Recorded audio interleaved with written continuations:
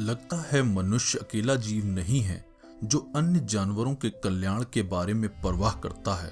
वैज्ञानिकों ने दुनिया भर में हम्पबैक व्हेलों के व्यवहार में एक पैटर्न की पहचान करने की शुरुआत की है, जिसे देखकर लगता है कि वे समझते बूझते किलर व्हेलों द्वारा शिकार किए जा रहे जानवरों को बचाने का प्रयास कर रही हैं।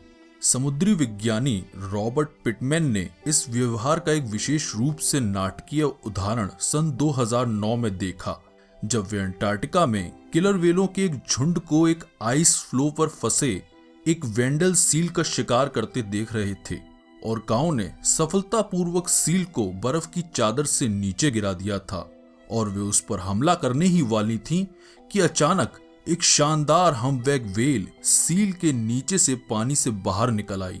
और यह कोई दुर्घटनावश नहीं हुआ था।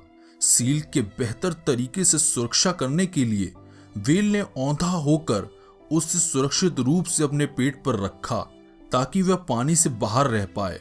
सील जब नीचे की ओर फिसलने लगी तो हम्पबैक ने अपने फ्लिपरों का उपयोग करके उसे फिर से ऊपर चढ़ने में मदद की। अंत में रास्ता साफ होने पर सील तैरकर सुरक्षित रूप से एक अन्य अधिक सुरक्षित आइस फ्लो तक पहुंचने में सफल हो गई। एक अन्य घटना बीबीसी फिल्म निर्माताओं द्वारा फिल्माई गई, जिसमें हम्पबैक व्हेल की एक जोड़ी अपनी मां से बिछुड़ गए ग्रे व्हेल के एक बच्चे को ऑर्काओं के एक झुंड से बचाने की कोशिश कर रही हैं। इस व्यवहार का सबसे आश्चर्यजनक पहलू शायद यह है कि ये सिर्फ कुछ छिटपुट घटनाएं नहीं हैं। इन हम्पबैक व्हेल रेस्क्यू टीमों को अंटार्कटिका से उत्तरी प्रशांत महासागर तक किलर व्हेलों के शिकार को विफल करते देखा गया है। यह ऐसा है जैसे हम्पबैक व्हेल हर जगह किलर व्हेलों से कह रही हैं, मुकाबला करना है तो अपने बराबर वालों से करो। 2009 में ऐसी ही एक घटना को अपनी आंखों से देखने के बाद पिटमैन आगे जांच करने के लिए मजबूर हो गए।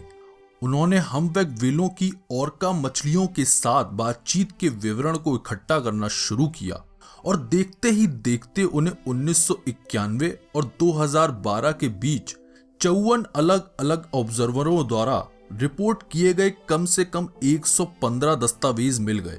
इस आश्चर्यजनक सर्वे का पूरा विवरण मरीन मैमल साइंस के जर्नल में देखा जा सकता है। दर्ज की गई घटनाओं में से 89 में हम्पबैक व्हेलों ने उसी समय हस्तक्षेप किया जब किलर व्हेलें या तो शिकार कर रही थीं या शुरू करने जा रही थीं। प्राप्त डेटा को देखने से साफ पता चलता है कि उन्होंने उनके शिकार में अड़चन डालने के लिए ही जानबूझकर उसी समय ऑर्काओं के साथ बातचीत करना शुरू किया। जिन जानवरों को हम्पबैक व्हेलों द्वारा बचाए जाते हुए देखा गया है, उनमें कैलिफोर्निया के समुद्री शेर, समुद्री सनफिश, हार्बर सील और ग्रे व्हेल शामिल थे। तो अब सवाल यह उठता है कि आखिर हम्पबैक व्हेलें ऐसा क्यों कर रही हैं? चूंकि पूरी तरह से अलग प्रजाति के जानवरों को बचाने के लिए वे अपने स्वयं के हितों को खतरे में डाल रही हैं, इस बात से इनकार नहीं किया जा सकता कि यह व्यवहार दूसरों की भलाई की भावना से प्रेरित है। लेकिन एक कारण ऐसा भी है जिससे लगता है कि उनका यह व्यवहार पूरी तरह से निस्वार्थ नहीं है। वयस्क हम्पबैक व्हेलें आकार में बहुत बड़ी और भयानक होती हैं, इसलिए ऑर्काएं उनका शिकार करने में तो समर्थ नहीं होती, लेकिन उनके बच्चों को वो आसानी से शिकार बना लेती हैं। ऑर्काओं को ग्रे व्हेल के बच्चों की ही तरह हम्पबैक व्हेल के बच्चों का भी शिकार करते देखा गया है।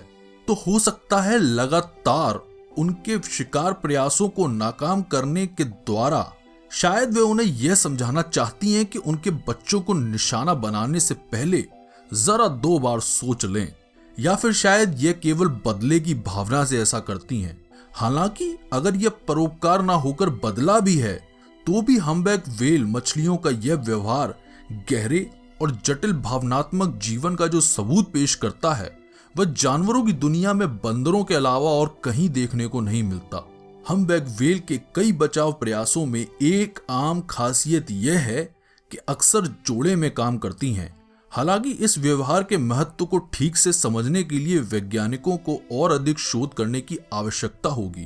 तब तक अपने आलीशान गीतों के लिए मशहूर इन खूबसूरत जानवरों ने निश्चित रूप से कुछ अतिरिक्त सम्मान तो अर्जित किया ही है।